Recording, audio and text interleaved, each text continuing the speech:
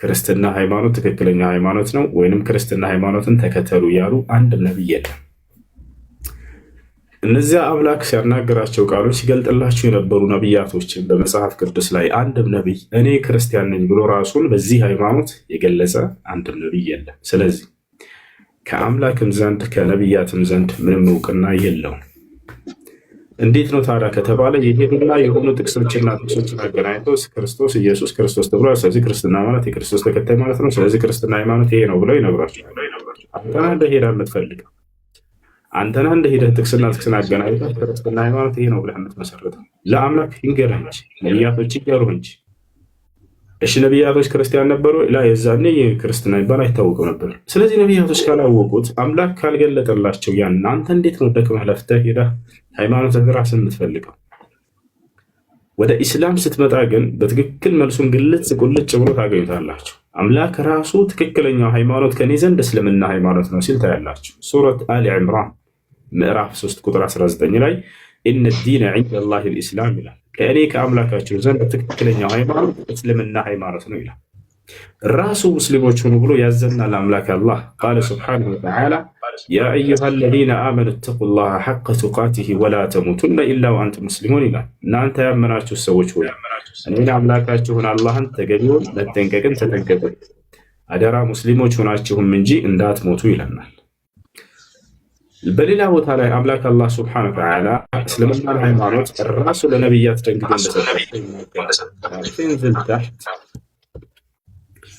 አላህ ሲናገር ብላላ ሸርዐ ለኩም ሚነ ዲን ማ ወሳ ቢሂ ኑሐን ወለዚ አውሐይና ኢለይከ ወማ ወሰይና ቢሂ ኢብራሂመ ወሙሳ ወዒሳ ይላል። እነሆ ይሄን እስልምናን ሃይማኖት እኔ ደነገግኩላችሁ ይላል። ማን? አምላክ ራሱ ሄዶ ነቢይ መጥቶ ምናምን አይደለም ተከተሉ ብሎ በራሱ የሚያዘን አምላክ ይደነግጋል። ነቢያቶች ያን ድንጋጌ ከእርሱ ተቀብለው ይሰብካሉ። ይሄ ነው እምነት ማለት፣ ይሄ ነው ሃይማኖት ብሎ ማለት። ገብታችኋል? እኔ ይህን ሃይማኖት ለእናንተ ደነገግኩላችሁ ካለ በኋላ ከእናንተ በፊትም ኑህን፣ አብርሃምን፣ ሙሴን ክርስቶስን አዘዘባቸው የነበረውን ሃይማኖት አለ። የቀደሙትም ነቢያቶች የታዘዙበት ሃይማኖት እንደሆነ አስረግጦ ይነግራቸዋል። ከዚያ በኋላ ወደ ነቢያቶች ስንመጣ ነቢያቶች ይህን ሃይማኖት ራሳቸውን ገልጸውበታል። እኛ ሙስሊሞች ነን ይሉ ነበር ቃል በቃል። አንድም ነቢይ መጽሐፍ ቅዱስ ላይ እኔ ክርስቲያን ነኝ ያለ ነቢይ የለም። ለምሳሌ በቁርአን ላይ ከተገለጹ ነቢያቶች እኛ ሙስሊሞች ነን ብለው ከተናገሩ ኑህ ዓለይሂ ሰላም ወኡሚርቱ አን አኩነ ሚነል ሙስሊሚን አለ፣ እኔ ከሙስሊሞች እንደሆን ታዘዣለሁ አለ። ሱለይማን ዓለይሂ ሰላም ምን አለ? ወኩና ሙስሊሚን አለ፣ እኛ ሙስሊሞች ነን እያለ ይናገራል። ሰለሞን ንጉሥ ሰለሞን የዳዊት ልጅ ራሱ ዩሱፍ ዓለይሂ ሰላም እኔ ሙስሊም ነኝ ይላል። ተወፈኒ ሙስሊመን ወአልሕቅኒ ብሷሊሒን አለ፣ አደራ አምላክ ያላህ ሙስሊም አድርገህ ግደለኝ ከደጋጎችን አስጠጋኝም አለ።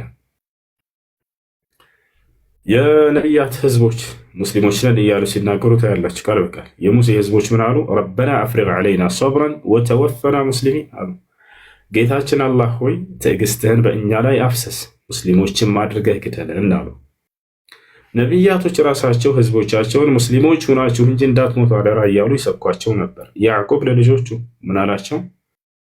ወወሳ ቢሃ ኢብራሂም በኒህ ወያዕቁብ ያ በኒ ኢነላህ አስጠፋ ለኩም ዲነ ፈላ ተሙቱነ ኢላ ወአንቱም ሙስሊሙን፣ አደራ ልጆቼ እናንተ ሙስሊሞች ሆናችሁ እንጂ አትሙቱ አላቸው ያዕቁብ።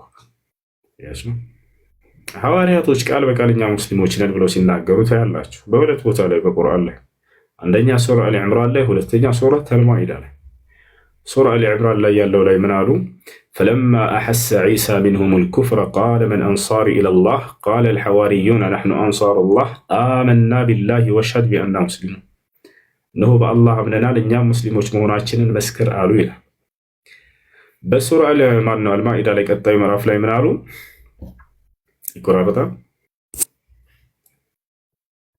ይቆራረጣል ነው ያላችሁት? አይሰማም? እሺ ይሰማል። በሱራ ላይ አልማኢዳ ላይ ምን አሉ? ወኢዛ አውሐይቱ ኢለል ሐዋርይን አን አሚኑ ቢ ወቢረሱሊ ቃሉ አመና ወሽሀድ ቢአንና ሙስሊሙን። ቃል በቃል ሐዋርያቶች እኛ ሙስሊሞች ነን ብለው ይናገራሉ። ምንም በቃ ሰላም የሚሰጥህ ነገር ማለት ነው። አምላክ ራሱ ደንግጎልህ ነቢያቶች ራሳቸውን ገልጸውበት ነቢያቶች አደራ ተከተሉ ብለው አዘው የምታገኘው ሃይማኖት ነው። እዚህ ዓለም ላይ ሰላም የሚሰጥህ እኔ ራሴ እጄ ፈልጌ ጥቅስን ከጥቅስ አገናኝቼ ከዚያ ከዚህ እዚህ ቦታ እንዲህ ብሏል ብዬ ፈልጌ ስለዚህ ይሄ ነው ትክክለኛው እምነት። ይሄ ወላሂ ሰላም አይሰጣቸውም፣ ሰላም አይሰጣቸውም። ገብቶሃል? ይህ የአንተ የፈጠራ ውጤት ነው። በቃ አንተ ከጥቅስና እኔ እስልምናን ሂጄ ስፈልገው ቁርአን ላይ ራሱ ያውና ይሄ አምላክ የደነገገው ሃይማኖት ነው ተብሎ ነው የምታገኘው። ነቢያቶች ያውና ይሄን የደነገጉት ሃይማኖት ነው። ገብቶሃል? ቆም ብላችሁ አስቡ። ቁል ኢነማ አዒዙኩም ቢዋሒዳ አን ተቁሙ ሊላሂ መስና ወፉራዳ ሱመ ተተፈከሩ አላላህ። እኔም በአንድ ነገር ነው የምመክራችሁ በላቸው ሙሐመድ አለ። ስለ አላህ ብላችሁ አንድም ሆናችሁ ሁለትም በነጠላም በብዜትም ሆናችሁ ቆም ብላችሁ እንድታገናዝቡ እንድታስተውሉ ነው አለ። አይምሮ እንድትጠቀም ይጠራሃል አላህ። ይህን የሰጠህን አይምሮ አትተኛበት፣ ቆም ብለህ እንድታስብ ነው የሰጠው ይላል። አሜን ነው። አይ ሰላም አለይኩም ወራህመቱላሂ ወበረካቱ። ወአለይኩም ሰላም ወራህመቱላሂ ወበረካቱ። እንትን ለሚጠይቁ ሰዎች መልሳቸው ምንድን ነው የሚሆነው? ማለት እስልምና ተቁርአንና ተሐዲስ ውጭ አምጡልን መጀመሪያ ለመኖሩ ለሚሉ ሰዎች ያው ታች ብዙ ጊዜ ግን ተታችሁኝ እሰማለሁኝ። እንግዲህ ግን ተጠይቄ አረግም ወሪዱ ተውዲህ ዚያዳ ያው በበለጠ ተውዲህ ፈልጌ ነው እንጂ ያው ብዙ ጊዜ ስትናገር እሰማለሁ። እና ለሚሉ ሰዎች ተቁርአንና ተሐዲስ ውጭ አንጡልን ምናምን ለሚሉ ሰዎች መልሳችንስ የሚሆነው እንደነሱ ውስጥ ጥያቄያችን ምንድን ነው የሚሆነው? እሺ በጣም ጥሩ። የሆነ የእምነት ባለቤት ይመጣና ጥያቄ ይጠይቃቸዋል። ክርስቲያን አብዛኛው እነሱ ናቸው። እስልምና ትክክለኛ ሃይማኖት ለመሆኑ ወይንም ስለ ነቢዩ ሙሐመድ ሰለላሁ ዐለይሂ ወሰለም ትክክለኛ ነቢይ ለመሆናቸው ከቁርአንና ከሐዲስ ውጭ አምጡልን ይላል። በመጀመሪያ የእምነት ባለቤት የሆነ ሰው ከእጃቸው ላይ ካለ መለኮታዊ መጽሐፍ ውጭ ሌላ መጽሐፍ አምጡልኝ ብሎ መጠየቁ ስህተት ነው። እሱ ስህተት ነው። ገብታችኋል? እኔ ለምሳሌ ክርስትና ላይ ሄድና ክርስትና ሃይማኖት ትክክለኛ ሃይማኖት ለመሆኑ እጅህ ላይ ከያዝከው መጽሐፍ ውጭ ከሌላ መጽሐፍ አምጣልኝ ብዬ መጠየቅ ነው። በዚህ አንጻር ሂዳ ብትጠይቀው መልስ አያገኝም። ገብታችኋል? ያው ይሄን ጥያቄ ሊጠይቅ የሚችለው ምን አይነት ሰው ነው? ምንም መለኮታዊ መጽሐፍ የለኝም እምነት አልባ ነኝ ያለ ሰው። እምነት የሌላቸው ሰዎች አሉ አይደለ? እነዛ ሊጠይቁ ይችላሉ። በምንድን ነው ልታረጋግጥልኝ የምትችለው እስልምና ሃይማኖት ትክክለኛ ሃይማኖት መሆኑን ብሎ ይጠይቃል። የዛኔ እንዳመጣጣቸው ትመልስላቸዋለህ። ነገር ግን እምነት አለኝ የሚል ሰው ከመጽሐፍ ውጭ በሆነ ነገር ሌላ መጽሐፍ አምጣልኝ። ለምሳሌ ይመጡና ነቢዩ ሙሐመድ ከዒሳ በኋላ ነው የመጡት ከክርስቶስ በኋላ፣ ከዚያ በፊት የነበረ መጽሐፍ አምጣልኝ። እሺ ለምሳሌ መጽሐፍ ቅዱስ ላይ እግዚአብሔርን እንዴት ነው ያወቅከው? በመጽሐፍ ቅዱስ ላይ ይላል። እግዚአብሔርን እንዴት አወቅከው ብለህ ብትጠይቀውም በመጽሐፍ ቅዱስ እጅ ላይ ባለ መጽሐፍ። እሺ እንደዚያ ከሆነ ከሙሴ በፊት በነበረ መጽሐፍ ላይ እግዚአብሔር አምላክ እንደሆነ አሳይኝ እስኪ ትላለህ። የትም አይሄድም። ትልቅ ያለኝ በቃ ሙሴ ነው ብለህ ከብሉይ ኪዳን ኦሪት ዘፍጥረት ምዕራፍ 1 ቁጥር 1 እግዚአብሔር ሰማይና ምድርን ፈጠረ። ከሙሴ በፊት አይኔ በዚህ ነው ማለት ይሄ ነው በቃ። እንዳጠቃላይ ግን ይህ ከታወቀ በራሳቸው በእኛ ላይ ሊያጠምዱት የሚመጡት ወጥመድ ራሳቸውን መልሰው እንደገና እንደሚያንቃቸው በዚህ መልኩ ካስረዳቸው በኋላ ከዛ ችግር የለውም ብለህ ትሄድላቸዋለህ። ለመሆኑ ከቁርአንና ከሐዲስ ውጭ በሆነ መንገድ እስልምና ሃይማኖት ትክክለኛ ሃይማኖት መሆኑን ነቢዩ ሙሐመድ ሰለላሁ ዐለይሂ ወሰለም ትክክለኛ ነቢይ መሆናቸውን ማረጋገጥ ይቻላል ወይ ከተባለ አዎ፣ በገዛ መጽሐፋችሁ ላይ እስልምና ትክክለኛ ሃይማኖት መሆኑ ተገልጿል። ከቁርአን በፊት ነው አይደል የፈለጋችሁት? ከቁርአን በፊት ነው ያለው መጽሐፍ ቅዱስ ብላችሁ ታምናላችሁ አይደል? አዎ፣ በራስህ መጽሐፍ ላይ እስልምና ሃይማኖት የነቢያት ሃይማኖት እንደሆነ በግልጽ ተቀምጧል። መጽሐፈ ኢዮብ ምዕራፍ 2 ቁጥር 22 ላይ ሄዳችሁ ብታዩምን ይላል? ለእግዚአብሔር ተገዙ እያለ ያዛል። ለእግዚአብሔር ተገዙ፣ ለአንዱ አምላክ ተገዙ የሚል ቃል አለ። ኢስላም ብሎ ማለት ነው ለአንዱ አምላክ መገዛት። አልኢስቲስላሙ ሊላህ ነው አይደል? አንድና ብቸኛ የሆነውን አምላክ በብቸኝነት መገዛት ነው። እሺ ይሄን ለእግዚአብሔር ተገዙ የሚለውን ቃል መጀመሪያ የተጻፈበት ቋንቋ ዕብራይስጥ ነው ብለው ያምናሉ። ቀጥታ ሄዳ ሂብሩ ላይ ገብተህ ስታየው ለእግዚአብሔር ወይንም ለአንዱ አምላክ መገዛት ማለት እስልምና ማለት ነው ብሎ አስቀምጦታል። እዛ ላይ እስልምና ማለት ነው። ስለዚህ እስልምና ነቢያቶች ሁሉ ለእግዚአብሔር ለአንዱ አምላክ ተገዙ ተብለዋል ብላችሁ ታምናላችሁ አይደል? ለዚያ ለአንዱ አምላክ መገዛትን እስልምና ብሎ ከጠራው ክርስቶስም ሳይቀር ለአንዱ አምላክ እንደሚገዛ መጽሐፍ ቅዱስ ላይ አለና እና አብርሃም እና ሙሴ ለአንዱ አምላክ ይገዙ ነበር። ስለዚህ ምንድናቸው? ሙስሊሞች ናቸው። ላሳያቸው ይህም በማስረጃ አሁን ያልኩት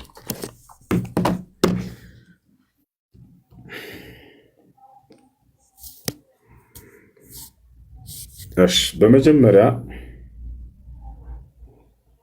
መጽሐፈ ኢዮብ ምዕራፍ 2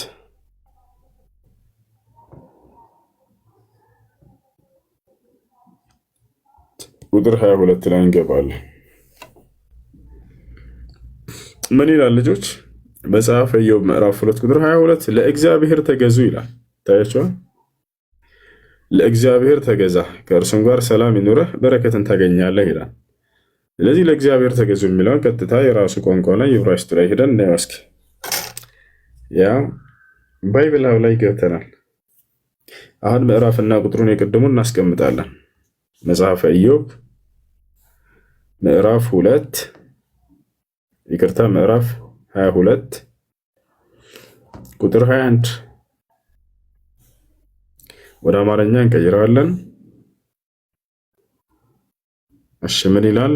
ኢዮብ 22:21 ለእግዚአብሔር ተገዙ ይላል። እሺ ለእግዚአብሔር መገዛት ማለት ነው። ያው እዚህ ጋር ሂብሩ ላይ ገቡ እያንዳንዱን ቃል የሚፈታላችኋል። እዚህ ጋር ለእግዚአብሔር መገዛት ማለት ብሎ ያስቀምጥላችኋል። ያው ኢዮብ 22:21 ወደ ትይዩ ዕብራይስጥ ሂድ አለ። እንሄዳለን፣ ታዛዥ ነን፣ እንሄዳለን። ገባን? እዚህ ጋር ወደ አማርኛ እንቀይራለን። እሺ ለእግዚአብሔር መገዛት ማለት ነው የሚለውን አሁን እንመለከት ነው። እስኪ ምን ይላል ልጆች? እስልምና ማለት ነው። ምን ማለት ነው? ለእግዚአብሔር በትክክል መገዛት ማለት ነው። ያው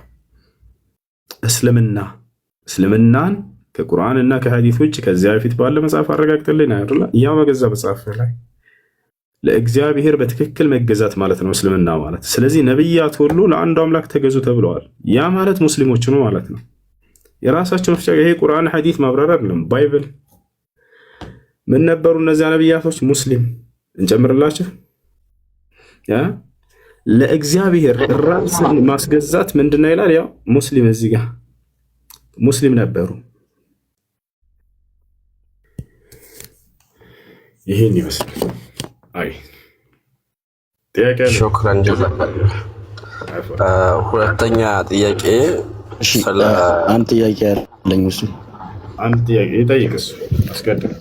እሺ ይሰማል? አዎ እሱ እሺ እሰማለሁ አይደል? እሱ የምንድን ነው? እሺ እስኪ እስልምናን ከመሐመድ ማስረጃ ውጪ ተቋርጧል ከኔ አይደል? ይሰማል ገብረ አሎ እየሰማ ነው አይሰማም? እሺ አሁን ይሰማኛል። ጥሩ በቃ በእስልምና ጨረቃ መሐመድ ከፍሏታል ይባላል እና የከፍላትን ጨረቃ እንደገና ገጥሟታል ወይስ ተከፍላ ነው የቀረችው? ኦኬ መክፈላቸውን እሱን ተረድተሃል? አውቃል? አይ ለኔማ ተረት ነው። በእናንተ ተከፍሏል ስለምትሉ እንደገና ገጥሟታል ወይስ አልገጠማትም ነው። እኔን ከጠየቀኝ ተረት ነው። ለኔ አይደለም እኮ እንደ መረጃ ነው የተጠየቁ። ጥያቄ ላይ ቀጥል። እሺ ጥያቄ ያለው አለ ከገባችሁት? አይ ሁሱን የሆነ የስም ጥላቻ ሳይሆን ምሳሌ ብዬ በቃ በማላውቀው ጉዳይ ዑመር ሙክታር የሚለው ስም ደስ ስለሚል ብቻ አባቴን ስም ቀየርኩኝ። እሱም ቀስ በቀስ ፓስፖርት ላይ አረብ ሀገር ላይ ወረቀት ላይም ሰፈረ እና ያ ነገር አሁን እንዴት ነው? አሁን የሚገባኝ እኔ የአባት ስም ክልክል መሆኑን። የአባትን ስም መቀየር አይቻልም። አላህ በቁርአን ላይ ሲናገር ኡድዑሁም ሊአባኢሂም አለ፣ ልጆችን በአባቶቻቸው ስም ጥሯቸው ብሎ ተናግሯል። በሌላ ነቢያችን ሰለላሁ ዐለይሂ ወሰለም መን ተሰማ ቢገይሪ እስሚ አቢሂ ፈቀድ ከፈረ አሉ። ወልኩፍሩ ሁና ለይሰ አልመቅሱድ ቢሂ አልኩፍር አልሙኽሪጅ ሚን አልሚለቲ አልኢስላሚያ ወኢነማ ሁወ ከመን አንከረ አባህ። ከአባቱ ስሞች በሌላ ስም የተጠራ በእርግጥም ካዳሉ ነብ ሰለላሁ ዐለይሂ ወሰለም። ያ ማለት ከእስልምና የሚያስወጣውን ክህደት ካደ እያሉ ሳይሆን አባቱን እንደ ካደ ይቆጠራል አሉ። የአባታችሁን ስም አትቀይሩ። ምናልባት ያ ስም ከአላህ ስብሐነሁ ወተዓላ ውጭ ለሌላ አካል ባርነትን ያስገዛ ካልሆነ በስተቀር። ያ ለምሳሌ በነቢዩ ሰለላሁ ዐለይሂ ወሰለም ጊዜ አንድ ሰው መጣና እስልምናን መቀበል እፈልጋለሁ አላቸው። እስልምና ከተቀበለ በኋላ ስምህ ማን ነው አሉት። አብዱል ዑዛ ነኝ አላቸው። የዑዛ ባሪያ ማለት ነው። ዑዛ ማለት የመካ ሰዎች ሲያመልኩት የነበረ ጣዖት ነው እና የዛ ባሪያ ነኝ ብሎ ነው ስሙን የተጠራው። አንተ ለስተ ቢዐብድል ዑዛ ኢነማ አንተ አብዱላህ አሉት። አንተ የዑዛ ባሪያ አይደለም፣ ከዚህ በኋላ አንተ የአላህ ባሪያ ነህ እንጂ አሉት። ስለዚህ ስሙን አብዱላህ ወደሚል ቀይሩለት። ያ ስለዚህ አብዱል ዑዛ ተብሎ አይጠራም። ከዚህ አንጻር ማንኛውም ከአላህ ስብሐነሁ ወተዓላ ውጭ ለሌላ አካል ለፍጥረታት ባርነትን ያስያዘ ስም ከሆነ የአባት ስም የዛኔ ይቀየራል። ልክ ነብዩ ሰለላሁ ዐለይሂ ወሰለም እንደቀየሩለት ሰውዬ። እንደዚህ እስካልሆነ ድረስ ግን የአባትን ስም አውቆ ሆን ብሎ ማስቀየር አይቻልም። አልፎ አልፎ መጠራት እንደምትታወቅበት በአያትህ ሊሆን ይችላል፣ ችግር አይኖረው። ለምሳሌ የአካባቢ ሰዎች ከማንም በላይ የሚያውቁት ከአባትህ ይልቅ አያትህን ከሆነ የዛኔ ማነህ ልጅ ብትባል ያንን ማሳወቅ ግዴታ አስፈላጊ ሆኖ ከተገኘ በሚታወቀው በአያትህ የአያትን ስም ብትጠራ ያከሌ ልጅ ነኝ ብትል ችግር አይኖረውም። እሱ ለነቢያችን ሰለላሁ ዐለይሂ ወሰለም አነ ነቢዩ ላ ከዚብ አነ ብነ ዓብድል ሙጠሊብ እንዳሉት ማለት ነው። እኔ ነቢይ ነኝ፣ ይህ ውሸት ሳይሆን እውነት ነው። እኔ ደግሞ የዓብድል ሙጠሊብ ልጅ ነኝ አሉ። ነገር ግን የማን ልጅ ናቸው? የዓብድላህ ናቸው። ዓብድል ሙጠሊብ ምናቸው ነው? አያታቸው ነው። ስለዚህ በሰዓቱ ከአባታቸው ይልቅ አያታቸው በጣም ገናናና ታዋቂ ስለነበር በእነዚያ በህዝቦች ፊት እርሳቸው የዓብድል ሙጠሊብ ልጅ ነኝ ብለው ተናገሩ። ነገር ግን በትክክለኛ ስማቸውን ሙሐመድ ብን ዓብድላህ ብን ዓብድል ሙጠሊብ ነው። አልፎ አልፎ በጣም አስፈላጊ ሆኖ ከተገኘ ብትጠሩ ችግር የለውም የሚለው ነው እንጂ እንደ አስሉ እንደመሰረቱ ሰው መጠራት ያለበት በአባቱ ስም ነው። ሀይ ሰላም አለይኩም። አለይኩም ሰላም ወረሕመቱላሂ ወበረካቱ። አሰላሙ አለይኩም። አንድ ልጠይቀው፣ ሸበካ ያወረደ ሸበካ ያስቀመጠኝ አይደለም፣ ይቅርታ። ጥያቄ አለኝ። እኔ ቁርአን በኢሞል ቀራለሁ እና ባለቤቴ በፊት ልክ እንደመጣው ገብቼ ከዛ ያኔ ኡስታዛችን ወንድ ስለሆነ አልፈለገም ነበረ።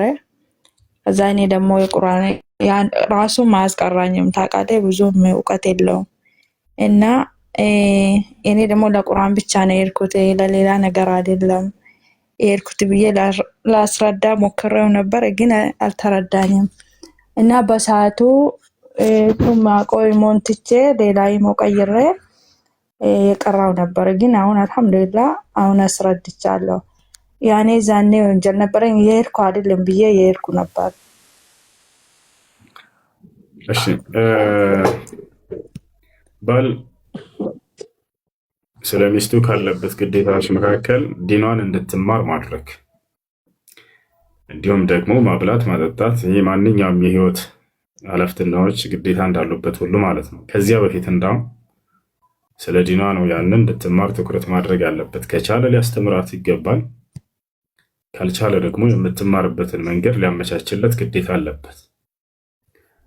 ሚስቶች ነገ የውመል ቂያማ ባሎቻቸውን ከሚከሱባቸው ክስ መካከል አንደኛው ነብዩ ሰለላሁ ዐለይሂ ወሰለም ሲናገሩ ነገ ከአላህ ፊት ቆመው ሚስቶች ይሄ ባሌ የሚበላ የሚጠጣ ያመጣልኝ ነበር፣ ነገር ግን ስለ ዲኔ እንድንማር አላደረገኝም ብላ ትከሳለች ብለዋል። ስለዚህ ስለ ዲኗ ሊያስቡላት ይገባል። አንደኛት አድርገው ከቻለ ሊያስተምራት፣ ካልቻለ ደግሞ እንድትማር ሊያመቻችላት ይገባል። ያን ግን ሸሪዓውን በጠበቀ መልኩ ለምሳሌ ከአንድ ወንድ ጋር በአንድ ክላስ ተቀምጠሽ ሂጂ ተማሪ ችግር የለውም ብሎ ቢልካት ይሄ ችግር ነው። ነቢያችን ሰለላሁ ዐለይሂ ወሰለም ላ የኽልወነ ረጁሉን ቢምረአቲን ኢላ ካነ ሰሊሱሁማ ሸይጣን ስላሉ አንድ ወንድ ከአንዲት ሴት ጋር ባዕድ ሴት ጋር ገንጠል ያለ ስፍራ ለብቻቸው አይቀመጡም ሶስተኛቸው ሰይጣን ቢሆን እንጂ ብለዋል። ነገር ግን ከዚህ መንገድ ውጭ በሆነ መንገድ ለምሳሌ ሴቶች አሉ በአካባቢዋ ሌሎች ሴቶች በጀማዓ ሆነው አስተማሪው ወንድ ከሆነ በዚህ አካባቢ ከግርዶሽ በስተጀርባ ሚን ወራኢ ሒጃብ ያስተምራቸዋል። ነቢያችን ሰለላሁ ዐለይሂ ወሰለም ሲያደርጉ እንደነበር ልክ እንዲሁ አላህ በቁርአን ላይ እንዳዘዘው ወኢዛ ሰአልቱሙሁነ መታዕን ፈስአሉሁነ ሚን ወራኢ ሒጃብ፣ የሆነን መገልገያ ዕቃ መጠየቅ ብትፈልጉ ሴቶችን ከግርዶሽ በስተጀርባ ጠይቋቸዋል። እነርሱም ማያዩትም እርሱም ማያያቸው ከግርዶሽ በስተጀርባ ሆነው እውቀትን ይቀስማሉ። ልክ እንዲሁ በሶሻል ሚዲያ እስከሆነ ለምሳሌ ውጭ ነው ያለችው ሚስቱ፣ ባልየውም እዛው ነው፣ የሚያስተምራቸው ደግሞ ሩቅ ቦታ ነው። በዚህ ጊዜ ከሆነም አሁን በጀማዓ ለሴቶች ለብቻቸው ግሩፕ ይከፈትላቸውና ወንዶች እዛ እክትላጥ ሳይኖር ሳይቀላቀሉ እነርሱን ለብቻ ያቅራቸው ያስ በተቻላቸው አቅም ከፊትና ርቀው ማለት ነው። እንደዚያ ነው። ለወንዶች ለብቻ ለሴቶች ለብቻ ተደርገው ይደረጋሉ። ሌላ ጥያቄ ደግሞ አንድ ሴት ለምሳሌ ሳታገባ በፊት ዝሙት ብትሰራ ቶባ ለማድረግ ሸርጦስ እንዴት ነው? ያኔ ሳታቅ በልጅነቷ ምንም ስለ ዲን እውቀት ሳይኖራት ዝና ላይ ካወደቀች እንዴት ቶባ ማድረግ አለባት? ሸርጦ እና የመጨረሻ ሊጠይቅህ ወይስ ለተራት ጠይቃለሽ? ኦኬ እሺ። የተውበት መስፈርቶች ሽሩጥ ተውባ ሰላሳ ሶስት ናቸው። አንደኛ الندم على ما مضى፣ ሁለተኛ الإقلاع من الذنب፣ ሶስተኛ العزم على عدم العودة إلى ذلك الذنب الذي وقعت فيه። የመጀመሪያው ስለሰራው ወንጀልህ መጸጸት ነው። ለዚህ ማስረጃ ነብዩ ሰለላሁ ዐለይሂ ወሰለም الندم توبة ብለው ተናገሩ። ጸጸት አንዱ የንስሐ ወይንም የተውበት ሸርጥ ነው መስፈርት ነው ብለው ተናግረዋል። ጸጸት ራሱ ተውበት ነው። ስለዚህ ሰውየው ስላለፈው መጸጸት አለበት። የመጀመሪያው መስፈርት እሱ ነው። ይህን ማሟላቱን በራሱ ላይ እንዴት ማግኘት ይችላል ሰውየው ታዲያ ከተባለ ያን ወንጀል ባስታወሰ ቁጥር ልቡ ይሰበራል፣ ያዝናል፣ ምናልባትም ሊያነባ ሊያለቅስ ሁሉ ይችላል። አለማሟላቱን ይህን መስፈርትስ በራሱ ላይ እንዴት ማረጋገጥ ይችላል ከተባለ ያን ወንጀል ሲያስታውስ ይደሰታል። ደስ የሚል ጊዜ አሳለፍኩኝ ብሎ እርካታ ይሰማዋል፣ ደስታ ይሰማዋል። ይህንን ጭራሽ ለጓደኞች ሁሉ ሊያወራ ይችላል። እኔ እኮ እንዲሰራሁ እንዲያደረኩ እያለ ይናገራል። ይህ ሰው ይህን መስፈርት አላሟላም። ስለዚህ ጸጸት የሚባለው በውስጡ ሊሰማው ይገባል። ሁለተኛው ምንድን ነው? አልኢቅላዕ ምን ዘንብ፣ ከዚያ ከወንጀል እርግፍ አድርጎ መተው አለበት። ልተው አልተው እያለ እየዋለለ እያለ በዚያ ንስሐ አድርጌያለሁ ቢል ይሄ ትክክል አይደለም። ንስሐ ተውበቱም ትክክለኛ አይደለም። እዚያው እየጠጣ እየለጋ ምናምን በቃ አስተግፊሩላህ ያ ረብ ማረልኝ ኢላ አይደለም። እርግፍ አድርገህ ተወው። አስካሪ መጠጥ እርም እንደሆነ የቁርአን አንቀጽ በወረደ ጊዜ በሱረቱል ማኢዳ ላይ ያ አዩሃ አለዚነ አመኑ ኢነመል ኸምሩ ወልመይሲሩ ወልአንሳቡ ወልአዝላም ሪጅሱን ሚን ዐመሊ ሸይጣን ፈጅተኒቡሁ ለዐለኩም ቱፍሊሑን ኢነማ ዩሪዱ ሸይጣኑ አን ዩቂዐ በይነኩም አልዐዳወተ ወልበግዳአ ፊል ኸምሪ ወልመይሲር ወየሱደኩም ዐን ዚክሪላሂ ወዐኒ ሶላህ ፈሀል አንቱም ሙንተሁን የሚለው አንቀጽ በወረደ ጊዜ እናንተ ያመናችሁ ሰዎች ወይ አስካሪ መጠጥ፣ ቁማር፣ እነዚህ ሁሉ አጸያፊ ስራዎች ናቸው፣ የሰይጣን ተግባራቶች ናቸው፣ ትድኑ ዘንድ ከነዚህ ራቁ የሚለው አንቀጽ በወረደ ጊዜ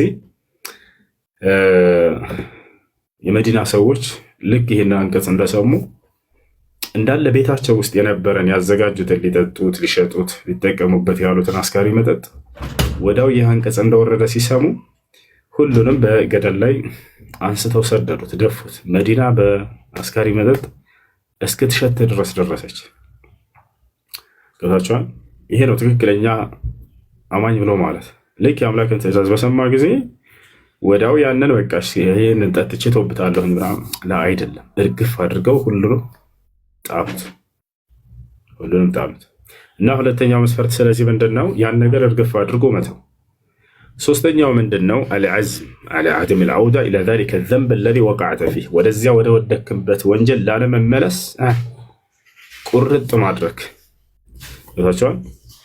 መዋለል የለብህ ልመለስ አልመለስ ላ ጓደኞቹና ወደዚያ ቦታ ልመለስ እንጠጣ እንስረቅ ሲሉት ላ አሁን ወስኛለሁ፣ በቃ አዘምት ወስኛለሁኝ፣ ቁርጥ አድርጌያለሁኝ ከልቤ ወደዚያ ላልመለስ ብሎ ይከስታቸዋል፣ ይመልሳቸዋል።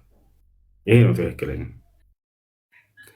እስኪ ቆይ ላስብበት፣ ልስራ ነገር ምናምን አይልም፣ አልቆረጠም ይሄኛው።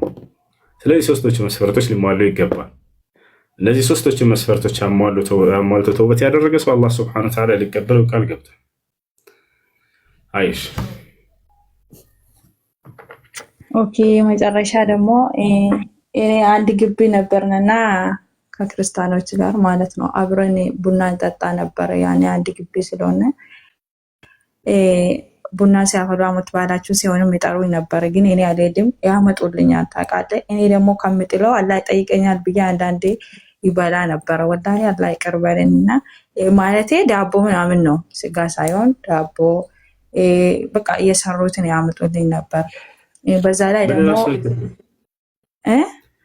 ያ ምግብ ምንን አስመልክቶ ነው? በዓልን አስመልክቶ ነው ወይንስ ለአምልኮ ተብሎ የተሰራ ነው ወይንስ ኖርማል ዝም ብሎ ነው? ላ በአመት ባላቸው አሁን ለልጆች ልደት ሲያከብሩ ምናምን አለ፣ እዛኔ ያመጡልኝ ነበር ዳቦ። ሲጠሩኝ አልሄድም፣ ግን ደግሞ ከዛ ውጭ ደግሞ ጎረቤት ስለሆኑ አብረን ቡና እንጠጣ ነበር። ቡና እንደዚህ አብረን እንጠጣለን። አብረን አንድ እንትን ላይ አንድ ማድ ቤት ነው የምንሰራ። በቃ ኑራችን አብረን ነበር እንትን ነው እንጂ ምንለያየው ማለት ነው። ቀን ላይ አብረን ነው የምንውለው። በዛ ላይ ደግሞ የሆነ ነገርም ሰጣቸዋለሁ። እንዴት ነው የሚታየው? ያኔ መሰጣት ላይ ለነሱ ጎረቤት ነው ብዬ ነው የሚሰጠው እኔ ሁሉም ነገር ካለኝ ማለት ነው። እና ወንጀልም አለብኝ ለማብላት ላይ እንዴት ነው የሚታየው? እሺ የሌላ እምነት ተከታዮች በሚሰጧቸው ነገራቶች በተመለከተ ለሁለት ይከፈላሉ። አንደኛ የማይፈቀዳለ፣ ሁለተኛም ይፈቀዳል። የማይፈቀዱት ምንድናቸው? ለአምልኮ ተብሎ የተሰሩ ነገራቶች ከሆነ፣ ሁለተኛ ደግሞ ለበዓላት ተብለው የሚሰሩ ከሆነ እነዚህ አይቻሉም።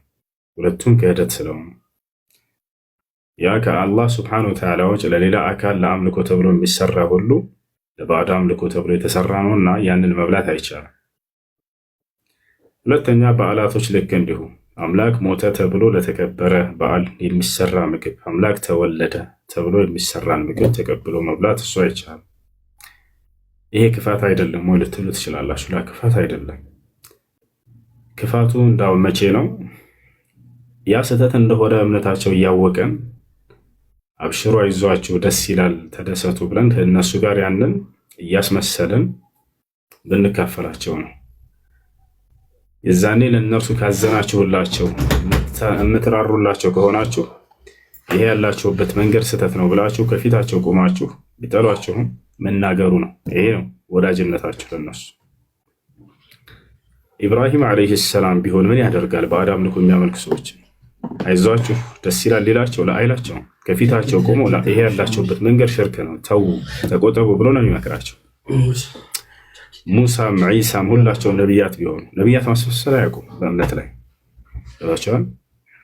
ሌላኛው ነገር የሚፈቀዱ ነገራቶች አሉ ከዚህ ውጭ የሆኑ ነገራት። አንድ ክርስቲያን ቁርስ ላይ መጥቶ ፉል ሰራና ናን ብላ ብሎ ቢጋብዛችሁ ብሎ ችግር የለውም።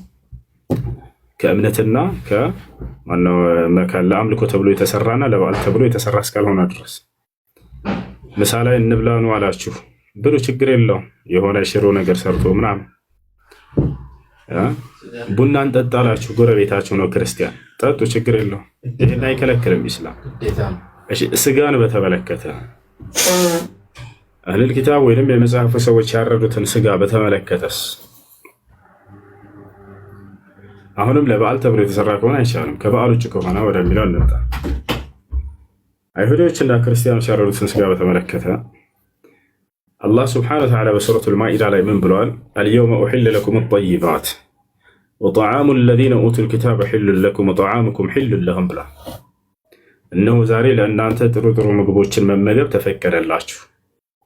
የእነዚያ ለእነርሱ መጽሐፍ የተሰጣቸው ሰዎች የእነርሱ ምግብ ለእናንተ ተፈቀደ፣ የእናንተም ለእነርሱ ተፈቀደ አለ። ስለዚህ የተፈቀደ ነው ብሎ ተናገረ። ግን ሸርጥ አድርጓል፣ መስፈርት አድርጓል። ከፍ ብላችሁ መስፈርቱን ብትመለከቱ የመጀመሪያው አንቀጽ ላይ ምን ይላል? እዚያው ላይ ሑሪመት ዓለይኩሙል መይተ ወደም ወለሕመል ኺንዚር ወማ ኡሂለ ሊገይሪላሂ ቢህ ይላል። በእናንተ ላይ ደም እርም ተደረገ፣ በክት መብላት እርም ተደረገ፣ የአሳማ ስጋ መብላት እርም ተደረገ ካለ በኋላ ከአላህ ውጭ ለሌላ ተብለው ወይንም ከእርሱ ስም ውጭ በሌላ ስም የታረዱ ከሆነ ብሎ ተናገረ። ስለዚህ በአላህ ስም ተብሎ የታረደ መሆን አለበት። ከአላህ ስም ውጭ በሌላ ስም ቢያርዱ በፍጹም አይፈቀድም። አላህ በሌላ ቦታ ላይ በሱረት አንዓም ላይ ራሱ ሲናገር ምን አለ?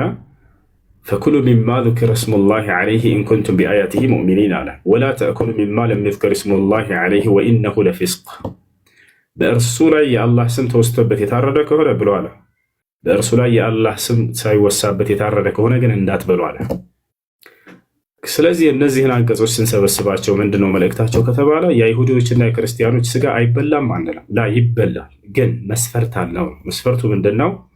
በአላህ ስም ተብሎ የታረደ መሆን አለበት ነው። ከአላህ ስሞች በሌላ ስም ቢያርዱ ግን አይፈቀድም ነው። እንዲህ ብሎ የተረዳ ሰለፍ አለህ ወይ ካላችሁ፣ አዎ በደንብ አሉ። ማን? ዓሊይ ብን አቢ ጣሊብ፣ ዓብድላህ ብን ዑመር፣ እናታችን ዓኢሻ። እነዚህ ሶስቶቹ ታላላቅ የነቢ ሰለላሁ ዐለይሂ ወሰለም ዘመን ሰዎች በአላህ ስም ተብሎ ካልተረደ በስተቀር አይቻልም ብለው ተናግረዋል። ከሰለፎች እንደ ሐሰን አልበስሪ፣ እነ ጣውስ፣ እነዚህ ሁሉ ምን ኪባር ታቢዒን ናቸው። አይቻልም ብለው ተናግረዋል። ያ ነው። ታዲያ ነቢዩ ሰለላሁ ዐለይሂ ወሰለም እኮ በልተዋል የአይሁዶችን ሊሏቸው ይችላሉ። አባ አይሁዶች የአላህ ስም ያወስተው ነው የሚያርዱት። አረብ ላይ ያሉ አይሁዲዎች ከአላህ ስም ውጭ ሌላ ማንንም አያውቁም። አሁንም የሀገራችን ላይ ያሉ አይሁዲዎች ወይም ክርስቲያኖች የአላህን ስም ቢያወሱና ቢያርዱን በላ ነበር። ግን የአላህን ስም እንደማያወሱ የሀገራችን ክርስቲያኖች በደንብ ታውቃላችሁ። የአላህን ስም ክደዋል፣ ሌላ የአምላክን ስም ሰጥተዋል። እግዚአብሔር ብለዋል፣ ወይንም በሶስቱ ስላሴዎች ያርዳሉ። አብ፣ ወልድ፣ መንፈስ ቅዱስ። በስመ አብ ወልድ መንፈስ ቅዱስ አሐዱ አምላክ አይደለም። ስለዚህ በዚህ አይቻልም በፍጹም። በክርስቶስ ስም የታረደ እንዲሁም ከአላህ ስብሐነሁ ወተዓላ ስም ውጭ በሌላ በማንም ስም የታረደ አይበላም፣ አይፈቀድም። ይህ ነው። እሺ ጥያቄ ያለው ካለ ይቀጥል። ኦኬ ጀዛከላሁ ኸይራን። ሌላ ጊዜ እመጣለሁ። ሌላ ጥያቄ ኢንሻአላህ። አስገቡኝ። ውሱ ቶሎ አታስገባኝ። ወላሂ ስንት ቀን ልኬ ዛሬ በስንት ቀን ነው የገባው? ሰላም አለይኩም ባረከላሁ ፊኩም። እሺ ሰላም አለይኩም። ወአለይኩም ሰላም ወራህመቱላሂ ወበረካቱ። እኔ አንድ ጥያቄ ነበረኝ። እስኪ ትንሽ ሐሳቡን አይነበረ በቅርቡ ኒካ ስሬ ነበርና ያው ልጅቱን በመስመር እኔም በመስመር አባትና አባቶቻችን ይተዋወቃሉ። አንድ ሰፈር ነን። እናማ ያኔ ሶስተኛው ልንል ስንል ተቆራረጠብን፣ ሸበካው ዘጋን። አዙረን ስንደውል ያው ጨርሳችኋል። እንዴት ይታያል? አዙረን ምንድን ነው ያልከው? ድገማ። በቅርቡ ኒካ ስሬ ነበርና ማለት ነው እና እሷን ልጅቱን በመስመር በስደት ነው ያለን ሁላችንም። እሷን በመስመር እኔም በመስመር አባቶቻችን ከአንድ ሰፈር ናቸው። ኒካ እያሰርን እንዳለ ሁለቴ ብለን ለሶስተኛው ሸበካው ቆረጠን። ከዛ ለአዙረን ስንደውል ጨርሳችኋል። ለሶስቴ ማለት ያኔ ተቀብያለሁ። ሁለቴ ተቀብያለሁ አለ። እሷም ሰምታለች፣ እኔም ሰምቻለሁ። ያው አባቶቻችን አንድ ሰፈር ናቸው፣ አብረው ተሸክፈው ማለት ነው። ሶስተኛውን ሊያስብሉን ሲሉ ቆረጠን ሸበካው። ሶስተኛ ይኸውልህ ከአንድ ጊዜ በላይ ማለት ፈጠርክብህ። ተቀብያለሁኝ ካልክ አንድ ጊዜ በቂ ነው። ተቀብያለሁ ብለህ ሶስት ጊዜ ማለት መስፈርት አይደለም። እሱ መስፈርት አይደለም። አንድ ጊዜ ተቀብያለሁ ብለህ ከሆነ خلاص ኒካሁ ታስሯል። ጸድቋል ኒካሑ። እሺ ባረከላሁ ፊክ። በአጋጣሚ ወርቅ ችግር በጣም ነው የምወድህ ስዋ ወላሂ ጀዛኩሙላሁ ኸይር። حبك الله الذي أحببتنا من أجله وإياك. السلام عليكم ورحمة الله وبركاته. عليكم السلام ورحمة الله وبركاته. አፋን አንድ ፕራይቬት የሆነ ጥያቄ ነው አለኝ በውስጥ የሚጠይቅ ነው። ሁለተኛው ደግሞ እዚህ እጠይቃለሁ። ስለ ወላጆች ሐቅ በእስልምና ያለውን እንድታስረዳኝ ነው። ብዙ ሰዎች ያው የወላጆችን ሐቅ ስለማንጠብቅ ለሁላችንም ትምህርት ይሆናል በዚህ አጋጣሚ። እሺ የወላጆች ሐቅ በእስልምና አላህ ሱብሓነሁ ወተዓላ በቁርአን ላይ የራሱን ሐቅ ከተናገረ በኋላ አስከትሎ የሚናገረው ሐቅ ቢኖር የወላጆችን ሐቅ ነው። ይህ የወላጆች ሐቅ በጣም ከባድ እንደሆነ ያሳያል። ከባድ ባይሆን ኖሮ ከራሱ ሐቅ በመቀጠል ከተውሂድ በመቀጠል አያስቀምጠውም ነበር። ቃለ ሱብሓነሁ ወተዓላ ወዕቡዱላህ ወላ ቱሽሪኩ ቢሂ ሸይአ ወቢልዋሊደይኒ ኢሕሳና ኢማ የብሉገነ ዒንደከ ልኪበረ አሐዱሁማ አው ኪላሁማ ፈላ ተቁል ለሁማ ኡፍን ወላ ተንሀርሁማ ወቁል ለሁማ ቀውለን ከሪማ ወኽፊድ ለሁማ ጀናሐ ዙል ሚን ረሕመህ ወቁል ረቢርሐምሁማ ከማ ረበያኒ ሰጊራ ወዕቡዱላህ ወላ ቱሽሪኩ ቢሂ ሸይአን አለ አላህ በሱረቱል ኢስራ ላይ እኔን አላህን በብቸኝነት ተገዙ በእኔም ላይ ቅንጣትን አታጋሩ ብሎ የራሱን ሐቅ ካስቀመጠ በኋላ እዚህ ዓለም ላይ የተፈጠርንበት ዓላማ እርሱን በብቸኝነት ልንገዛ እንደሆነ በእርሱ ላይ ቅንጣት ልናጋራ እንደማይገባ ከተናገረ በኋላ ወቢልዋሊደይኒ ኢሕሳና አለ። ስለ ወላጆቻችሁ ደግሞ መልካምን ዋሉ፣ ይህንን ወስኛለሁኝ እንድታደርጉ እያለ ይናገራል። ኢማ የብሉገነ ዒንደከ ልኪበረ አሐዱሁማ አው ኪላሁማ ከሁለት አንዳቸው ወይንም ሁለቱ ከአንተ ጋር ሳሉ የእርጅና ዕድሜ ላይ ቢደርሱ ፈላ ተቁል ለሁማ ኡፍ ለእነርሱ የመሰልቸትን ንግግር እጭ ወይንም ኡፍ አትበላቸው አለ። ሐታ በንግግር ራሱ እንዳታስቀይማቸው አይደለም በተግባር ልታስከፋቸው ማለት ነው። ንግግርህን ራሱ ምረት አለ አላህ። ወላ ተንሀርሁማ ወቁል ለሁማ ቀውለን ከሪማ አትገልመጣቸው እነሱ ይልቁንስ ለእነርሱ ለስላሳ የሆነ ንግግር ተናገር አለ። መልካም ንግግርን ተናገር። ስለዚህ ያ ነው መሆን ያለበት። አላህ በሌላ ቦታ ላይ ወዕቡዱላህ ወላ ቱሽሪኩ ቢሂ ሸይአ ይላል በሱረቱ ኒሳ ላይ እኔን አላህ በብቸኝነት ተገዙ በእኔም ላይ ቅንጣትን አታጋሩ ካለ በኋላ ወቢልዋሊደይኒ ኢሕሳና አለ። ስለ ወላጆቻቸው መልካምን ዋሉ እያለ ይናገራል።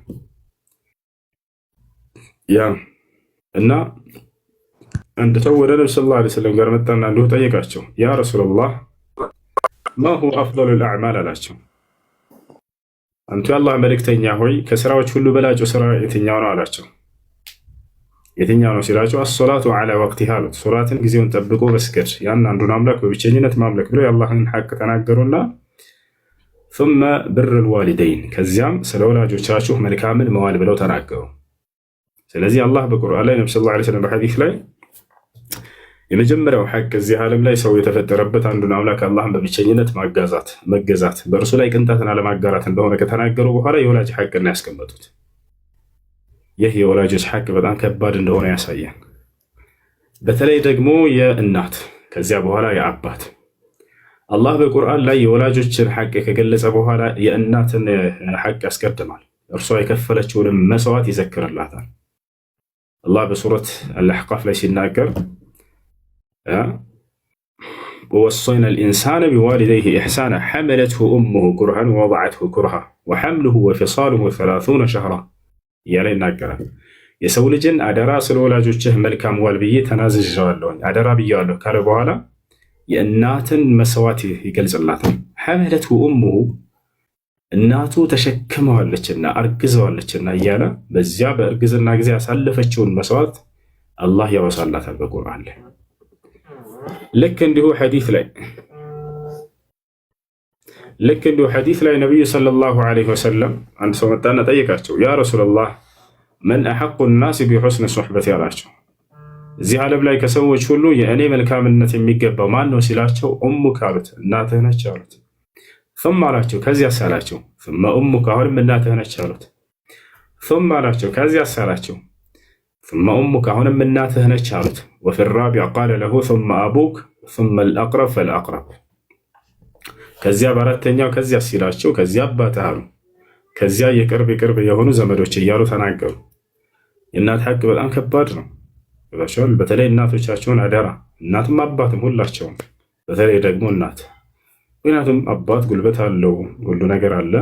እናት ደግሞ ሴት ነችና እገዛ ያስፈልጋታል፣ ከጎኗ መሆን ያስፈልጋታል። አባትም አያስፈልገውም እያልን አይደለም። ሁለቱም ከባባድ የሆነ ሐቅ አላቸው። በተለይ ደግሞ የእናትን ያስቀድማል አላህ። ነብዩ ሰለላሁ ዐለይሂ ወሰለም ልክ እንዲሁ ያ ነቢያችን ሰለላሁ ዐለይሂ ወሰለም ስለ እናት በሌላ ቦታ ላይ ሲናገሩ ምን አሉ? ከዕለታት አንድ ቀን ለጂሃድ ሰሃቦችን እየመለመሉ ባሉበት ሰዓት ወጣቶች እየመጡ ለጂሃድ ማን አቅም አለው ማን ይችላል የሚለውን ነብዩ ሰለላሁ ዐለይሂ ወሰለም እየመለመሉ እያስገቧቸው አንድ ወጣትና መጣና ጠየቃቸው። ያ ረሱላህ ኢዘን ሊ አን ኡጃሂደ ፊ ሰቢሊላህ አላቸው። አንቱ የአላህ መልእክተኛ ሆይ በአላህ መንገድ ላይ ጂሃድ እንዳደርግ ይፍቀዱልኝ አላቸው። ይህን ሲላቸው ጊዜ ነቢዩ ሰለላሁ ዐለይሂ ወሰለም ጥሏት የመጣት አንዲት እናት እንዳለችው አወቁ። ይህ አንዱ የነቢይነታቸው ማረጋገጫ ነው።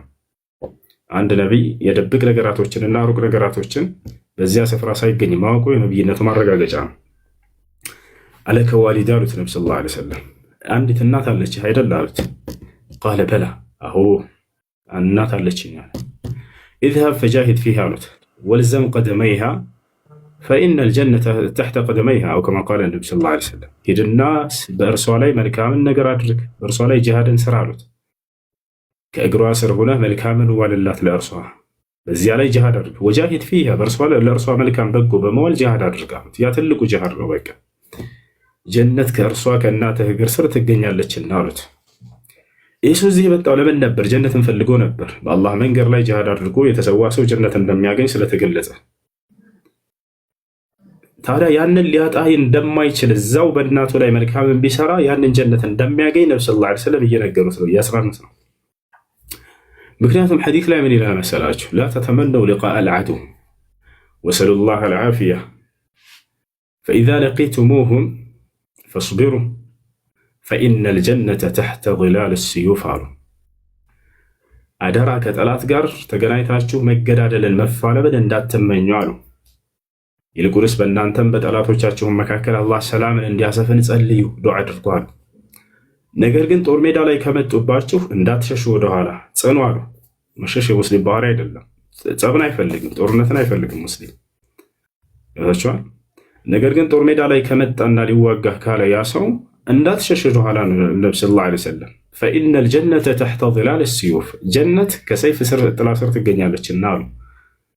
ስለዚህ ያንን ስለሚያውቅ ይህንን ጀነት ለማግኘት ብሎ አስቦ ይሄ ሰው ጂሃድ ለማድረግ ሲመጣ ጊዜ ነቢያችን ሰለላሁ ዐለይሂ ወሰለም ያን ያላገኘ እንዳይመስለው ይሄ ልጅ በዚያው አንጻር ለእናቱ ጂሃድ በማድረግ መልካም በመዋል ጀነትን እንደሚያገኝ ሐዲስ ላይ ነገሩት።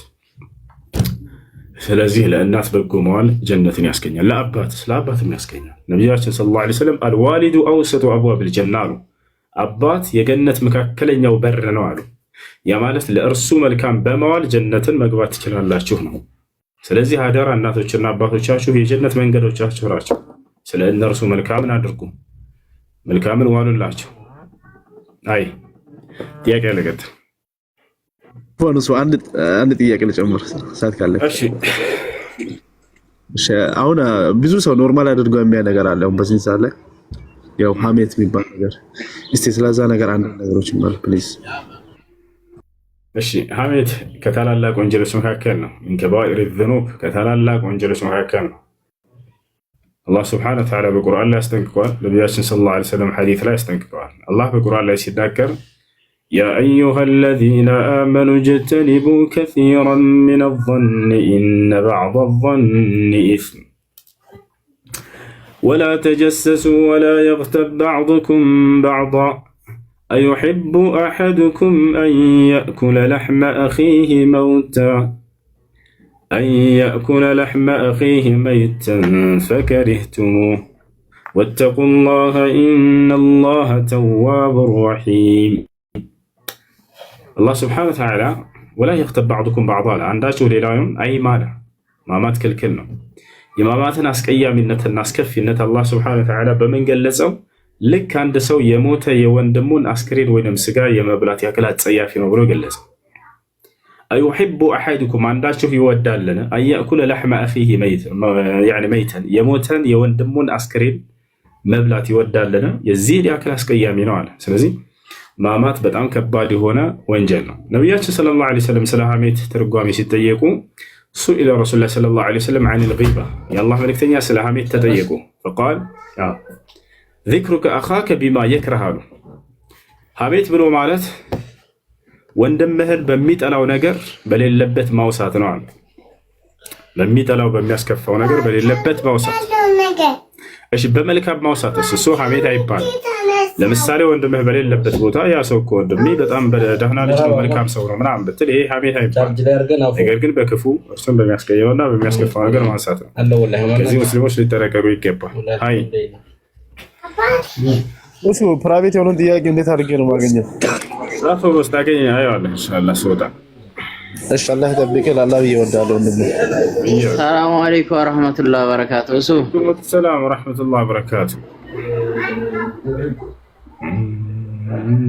ማሻአላህ በመጀመሪያ እንደ ሀገር ነው የምንወድህ። ሁለት ጥያቄዎች አሉኝ። እሺ አይሁሱ አንደኛ ጥያቄ በአላህ አጋርቶ እያጋራ ለሞተ ሰው ዱዓ ማድረግና ቁርአን መቅራት ይቻላል? እሺ አላህ ስብሐነሁ ወተዓላ እንክዶ ወይንም በአላህ ላይ አጋርቶ ለሞተ ሰው ዱዓ፣ እስትግፋር፣ ሰደቃ ማድረግ እነዚህ ብለስ መልካም ስራ አይሰራም። አላህ በቁርአን ላይ ሲናገር ما كان للنبي والذين آمنوا أن يستغفروا للمشركين ولو كانوا أولي قربى من بعد ما تبين لهم أنهم أصحاب الجحيم لنبيهم هنا عندهم للنزي على عملت بأني لا يقارتوا لموت سو مهرة لما تصنوا يقبع نرسو يجهنم سويت مهونات شو كتجلس الله شو بهاي إلى الله ولو كانوا أولي قربى يقرب زمرቻቸው ቢሆንም እንኳን ስለዚህ በአላህ ላይ አጋርቶ ለሞተ ሰው ወይንም አላህን ክዶ ለሞተ ሰው ምህረትን መማፀን አይቻልም። ግን እዚህ ቦታ ላይ የሀገራችን ሰዎች አሉ፣ የገጠር ላይ የሚኖሩ ሰዎች ምንም ስለ ሽርክነት ሳያውቁ አንዳንድ ሹብሃዎች ላይ በዱዓት الشرك በዱዓት الضلال በጥመት ተጣሪዎች በክህደት ተጣሪዎች ተሸውደው አንዳንድ ሽርክ የሆኑ ነገራቶችን እነዚያ ሰዎች ይሰግዳሉ፣ ይጾማሉ። ግን እነዚያን ሹብሃ ጥለውባቸው ሽርኩን እንደ ተውሂድ አድርገው ቀርጸውላቸው ሸውዷቸው ሊሆን ይችላል። እነዚያ ሰዎች ሁጃ ሳይቆምባቸው ይሰግዳሉ፣ ይጾማሉ፣ አላህን ይገዛሉ። ግን እነዚህን ነገራቶች የእውቀት ባለቤት መጥቶ ካልገለጸላቸው ሁጃ ካላቆመባቸው በስተቀር እውነት ላይ ያሉ መስሏቸው በዚያው ላይ ጸንተው ሞቱ። እነዚህ ሰዎች ማንም ሰው መጥቶ ሄዶ ያብራራላቸው የለም። ወታቻላ አይደል? ማንም ሰው ሄዶ እነዚህን ሹብሃዎች የገለጠላቸው ሰው የለም። እነዚያ ሰዎች በዛ ሁኔታ ላይ ቢሞቱ هؤلاء معذورون بالجهل والعذر بالجهل قائم في بالكتاب والسنة لقوله سبحانه وتعالى وما كنا معذبين حتى نبعث رسولا እኔ መልእክተኛን ሳልክ የምቀጣ አይደለሁም ብሎ እንደተናገረ رسلا مبشرين ومنذرين لئلا يكون للناس على الله حجة بعد الرسل وكان الله عزيزا حكيما እንዳለ ስለዚህ وأوحي إلي هذا القرآن لأنذركم به ومن بلغ የደረሳቸው ሰው ያልደረሰው ከሆነ هؤلاء يعني معذورون بجهلهم እነዚያን ሰዎች ካልደረሳቸው ዑዝር ይሰጣቸዋል፣ ዱዓ፣ ኢስቲግፋር፣ ሰደቃ ይደረግላቸዋል። ለምሳሌ ሌሎች حتى ከሊቃውንቶች እንዲህ አይነት ነገር ላይ የወደቁ ሊኖሩ ይችላሉ። እነ ኢማሙ ነወዊ ሌሎችም وقعوا في بعض التأويلات እንደዚያ ላይ ወድቀዋል። እነሱ ነው ሙሽሪኮች ነው ማለት እንችላለን? لا አንችልም። وقعوا في بعض الخلل عندهم في بعض الخلل في توحيد الأسماء